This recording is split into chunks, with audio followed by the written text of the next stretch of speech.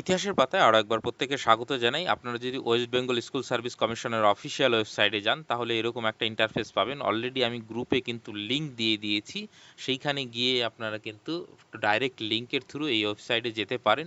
আমি কমেন্ট সেকশনে লিঙ্ক দিয়ে দিচ্ছি আমাদের হোয়াটসঅ্যাপ গ্রুপের বা টেলিগ্রাম চ্যানেলে, সেইখানে গিয়ে লিঙ্কটা পেয়ে যাবেন এবং আপনার যাবতীয় ইনফরমেশন কিন্তু এইখানে টিচিং রিক্রুটমেন্ট সংক্রান্ত পেয়ে যাবেন। তো চলুন, এই যে দেখুন ওল্ড ওয়েবসাইট অ্যাপ্লাই নাও, এইখানে গিয়ে অ্যাপ্লাইটা আপনাকে করতে হবে। তার আগে এইখানে দেখুন ফ্রিকোয়েন্টলি আস্কড কোশ্চেন, অর্থাৎ এই যে সেকেন্ড এসএলএসটি হচ্ছে তার সম্বন্ধে যাবতীয় প্রশ্নের উত্তর আপনি এখানে পেয়ে যাবেন।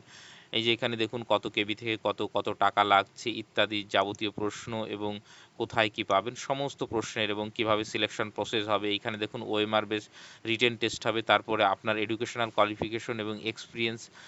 এই দুটো এইখানেই কিন্তু গন্ডগোলটা হচ্ছে। এক্সপিরিয়েন্সটা কিন্তু আগেই ওরাল ইন্টারভিউর আগেই কিন্তু হয়ে যাচ্ছে এবং তারপরে লেকচার ডেমনস্ট্রেশন হচ্ছে। ঠিক আছে? যাবতীয় প্রশ্নের ইয়েগুলো আপনারা এখানে পেয়ে যাবেন। তো আমি আর সেখানে দেখাচ্ছি না, এবং এইখানে কত কে মার্ক পাবেন। দেখুন একাডেমিক স্কোরটা এ এবং বি দুটো তো ভাগে ভাগ করেছে। চালাকিটা কি করেছে বুঝতে পারছেন? তো এই টিচিং এক্সপিরিয়েন্সটা কিন্তু আগেই পেয়ে যাবে বলেই আমার অনুমান। তো চলুন এইবার, এবং এই কথাটা বলে নিই যে সবাই কিন্তু পাবেন না। যারা টিচার, পার্মানেন্ট টিচার ওয়েস্ট বেঙ্গলের তারাই কিন্তু পাবেন, এবং যারা গেস্ট ফ্যাকাল্টি বা এই হিসাবে পড়ান তারা কিন্তু পাবেন না। কারণ আপনাদের সেইটা ভ্যালিড আইডি লাগবে, এবং গভর্নমেন্ট ট্রেজারি থেকে আপনি বেতন যদি না পান, এমনি স্কুল থেকে দিলে হবে না ওটা। তাহলে তো যে কেউ যে কোনো হেডমাস্টারের কাছ থেকে ইয়ে করতে হবে। তো যাই হোক, এইখানে আপনাকে প্রথমে হচ্ছে ক্যান্ডিডেট আইডি এবং আপনার মোবাইল নাম্বার, ইমেল এবং পাসওয়ার্ড দিয়ে আপনি লগ ইন করবেন। এইবার বলবেন আমি তো ক্যান্ডিডেট আইডি পাবো কোথায়? তার জন্য আপনাকে আগে নিজেকে রেজিস্টার করতে হবে, এবং কি কি ইনফরমেশন লাগবে আপনাকে আমি একটু দেখিয়ে দিচ্ছি। এইখানে দেখুন যে অন টাইম আগে রেজিস্ট্রেশন করতে হবে, এবং তারপরে বেসিক ডিটেলস ফিল আপ করতে হবে। এইবার এইখানে আসুন, এইটাতে যদি আপনি ক্লিক করেন, এই যে রেজিস্টার হেয়ার, ওখানে দেখালাম না রেজিস্টার হেয়ার, এইখানে আপনাকে ক্লিক করতে হবে। ঠিক আছে? তারপরে আপনার এই রকম একটা ইন্টারফেস খুলবে। এইখানে দেখুন on time registration for candidate, এইখানে আসুন, দেখুন বেসিক ইনফরমেশন আপনি দিচ্ছেন। এইবার আপনি কিসের জন্য অ্যাপ্লাই করতে চাইছেন, 9, 10, 11, 12, দেখুন দুটোতেই আমি টিক করেছি, অর্থাৎ দুটোতেই কিন্তু অ্যাপ্লাই করা যাবে। কোনো রকম কোনো, অন্তত একটা, অ্যাটলিস্ট একটা আপনাকে তো সিলেক্ট করতেই হবে, এবং একটাও করতে পারেন, দুটোও করতে পারেন, কোনো রকম কোনো সমস্যা নেই।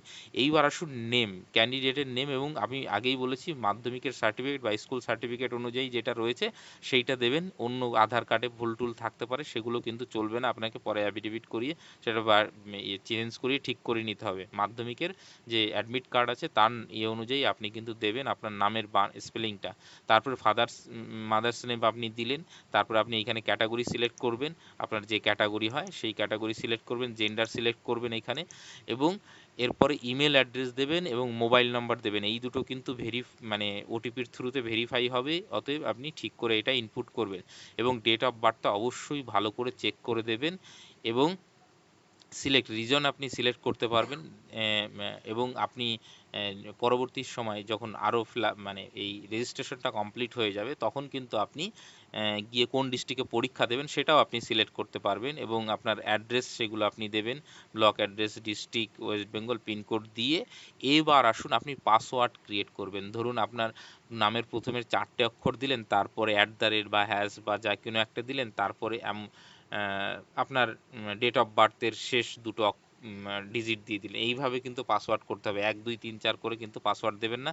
যে পাসওয়ার্ডটা দেবেন সেটা কোথাও ডায়েরিতে লিখে রাখবেন, এবং এইখানে কিন্তু আপনাকে পাসওয়ার্ডটা কনফার্ম করতে হবে, তারপরে আপনাকে নিজেকে রেজিস্টার করতে হবে। এই রেজিস্ট্রেশনটা হয়ে গেলেই দেখুন সার্ভারটা খুব প্রবলেম করছে, দেখে বুঝতেই পারছেন। তো সেক্ষেত্রে এইখানে গিয়ে আপনারা দেখতে পারেন এই যে ওইটা হয়ে যাওয়ার, রেজিস্টার হয়ে যাওয়ার পর আপনাকে এইখানে কিন্তু লগ ইনটা করতে হবে। ঠিক আছে?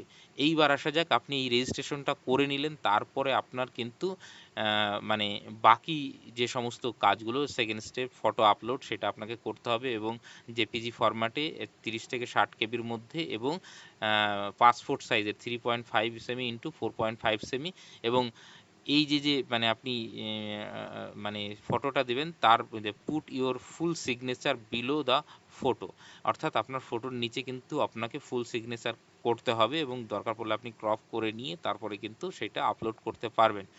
এইবার তারপরে আপনাকে ইমেল বললাম, ইমেল আপনি পুট করবেন, সেইটা ভেরিফাই করবেন। মোবাইল নাম্বারটা আপনাকে ভেরিফাই করতে হবে। দেখুন, click verify button in dashboard to get mobile OTP, অর্থাৎ আপনার মোবাইলে ওটিপি আসবে, ম্যাক্সিমাম 3টা অ্যাটেম্প্ট পাবেন, ওটিপিটা 5 মিনিট ভ্যালিড থাকবে।